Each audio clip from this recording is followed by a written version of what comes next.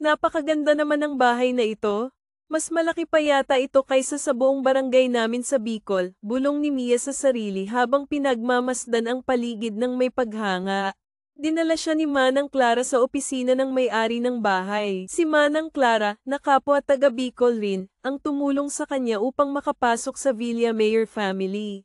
Ito ang dahilan kung bakit siya narito ngayon. Iya, pumasok ka na sa loob, magalang na sabi ni Manang Clara.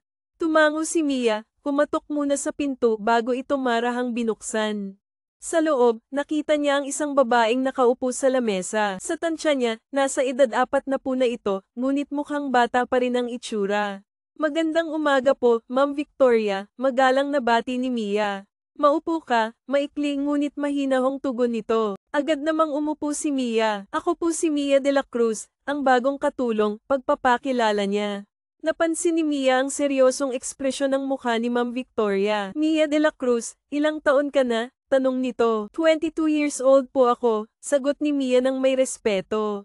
Medyo bata ka pa, pero ayos lang. All around ang trabaho mo dito. 25K ang sahod mo kada buwan. Pero may isang patakaran lamang, ayoko ng kahit sinong lalapit sa anak ko.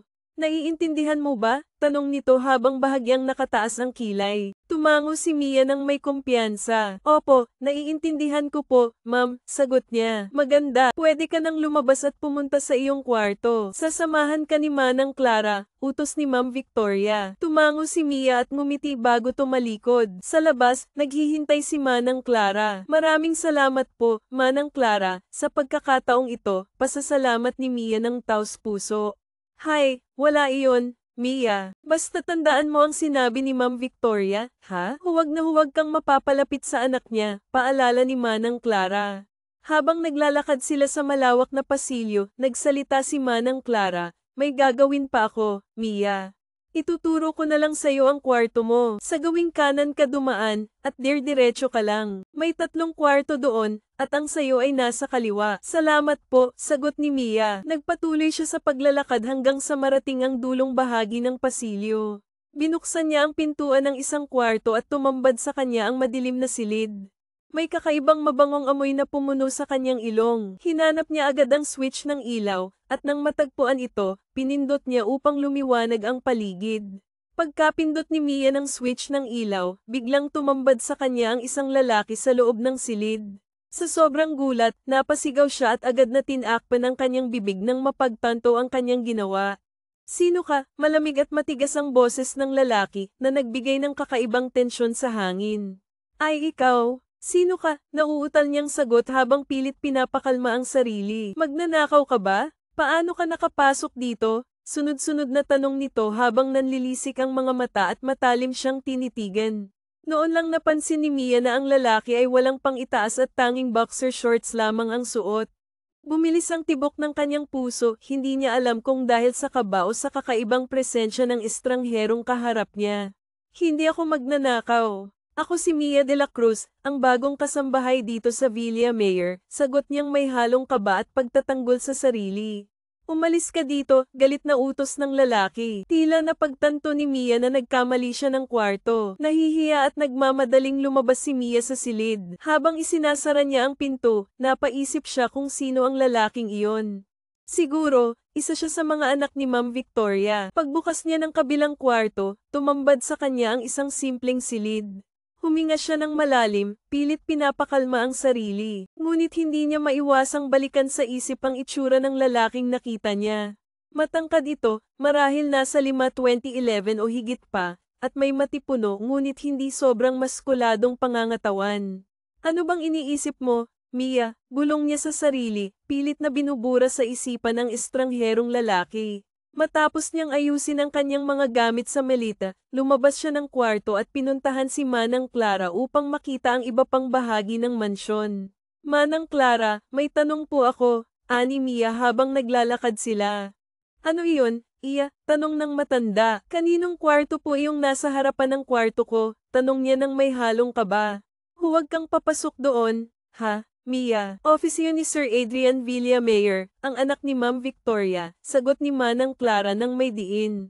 Nanlaki ang mga mata ni Mia sa narinig. Hindi niya lubos maisip na ang lalaking nakita niya kanina ay walang iba kundi si Sir Adrian. Bakit? May problema ba? Iya, tanong ni Manang Clara nang mapansin ang reaksyon ni Mia. Mabilis na umiling si Mia. Wala po, sagot niya ng pilit nang umingiti. Basta tandaan mo, Mia, ha? Alas 6 ng umaga, kailangan gising ka na. Maghahanda ka ng almusal para sa Villa Mayor. Maaga rin pumapasok si Sir Adrian sa opisina niya, kaya siguraduhing handa ang lahat. At huwag mong kalimutan diligan ang mga halaman sa labas ng mansyon, paalala ni Manang Clara. Tumango naman si Mia bilang tugon, ngunit hindi pa rin mawala sa isip niya ang presensya ni Sir Adrian. Samantala, nakaupo si Adrian Villamayor sa loob ng kanyang opisina. Hindi pa rin siya mapakali habang paulit-ulit na bumabalik sa kanyang isipan ang eksena sa pagitan nila ng babaeng nagngangalang Mia. Muling sumagi sa kanyang alaala ang paraan ng pagkakatitig nito sa kanya, isang titig na tila may kahulugan ngunit hindi niya moari. Napailing siya, hindi maipaliwanag kung bakit siya naiinis sa nangyari. Marahil ay dahil hindi niya gusto ang ideya na may ibang taong sumasakop sa kanyang personal na espasyo. O baka naman, may kakaiba talaga sa presensya ng babaeng iyon na hindi niya maipaliwanag. Napaungol siya at hinilat ang kanyang sentido, pilit na itinataboy ang mga naiisip. Hi, Adrian, ano bang iniisip mo? Tanong niya sa sarili habang pinipilit na ibaling ang atensyon sa mga papeles sa kanyang mesa. Dapat ay wala siyang pakialam sa bagong kasambahay na iyon. Isa lang siya sa maraming empleyado rito, walang espesyal. Kinabukasan, maagang nagising si Mia upang tuparin ang kanyang mga tungkulin sa mansyon. Habang abala sa kusina, tinutulungan niya si Manang Clara sa paghahanda ng almusal. Nang handa na ang mesa, narinig nila ang mga yabag mula sa hagdan.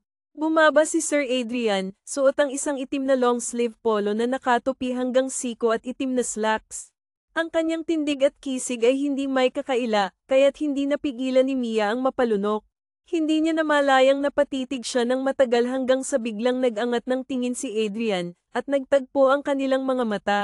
Agad siyang napakurap at mabilis na ibinaling ang tingin sa mesa, kunwaring abala sa pagsasaayos ng plato.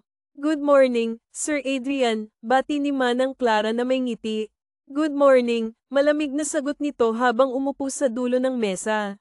Ang kanyang presensya ay tila nagbigay ng bigat sa paligid. Makalipas ang ilang minuto, bumaba na rin si Ma'am Victoria. Ang kanyang aura ay puno ng otoridad, at bawat galaw niya ay nagpapakita ng kanyang pagiging matatag. Magandang umaga po, Ma'am Victoria, magalang na bati ni Manang Clara. Magandang umaga po, Ma'am Victoria, dagdag ni Mia, bahagyang yumuko bilang tanda ng paggalang. Tinapunan lamang sila nito ng tingin bago umupo sa lamesa. I'm going on a vacation, and I'm leaving you here. Adrian, ikaw na muna ang bahala sa kumpanya, panimula ni Ma'am Victoria, na may bahid ng utos sa kanyang boses. Where are you going, Ma'am? Tanong ni Adrian sa kanyang ina, halatang walang interes ngunit nagbigay galang.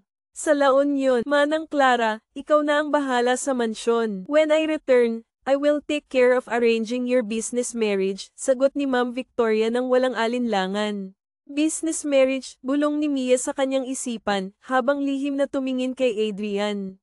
Napansin niyang sumang-ayon ito sa kanyang ina, ngunit ang ekspresyon ng kanyang mukha ay tila nagsasabing wala siyang pagpipilian.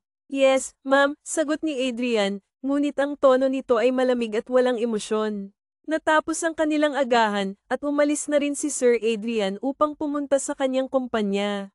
Samantala, si Mia ay abala sa loob ng kwarto ni Ma'am Victoria, tinutulungan itong mag-impake para sa biyahe. Manang Clara, huwag mong kalimutan ang regulasyon sa mansyon, paalala ni Ma'am Victoria bago isara ang kanyang malita.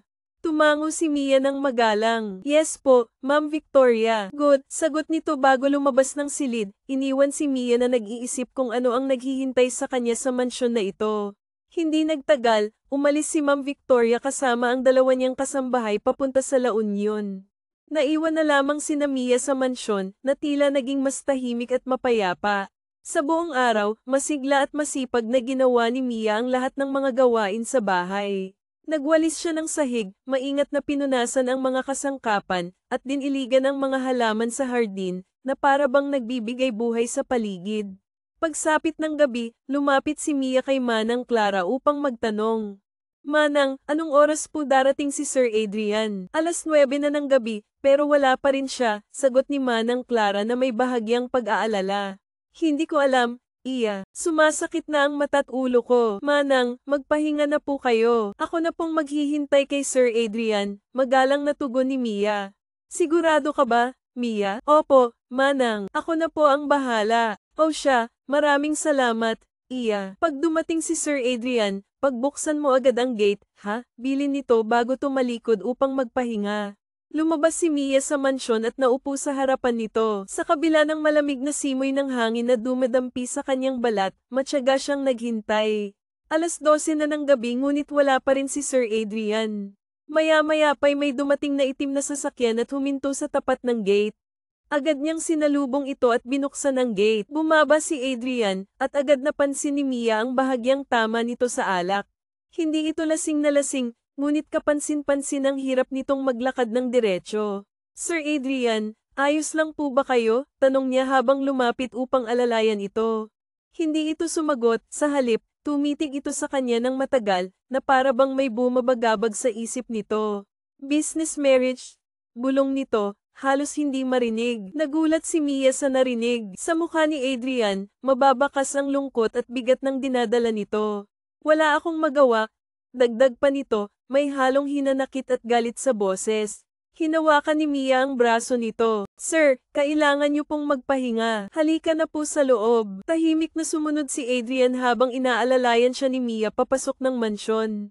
Nang ihahatid na niya ito sa silid, bigla itong huminto at tinitigan siya ng malalim.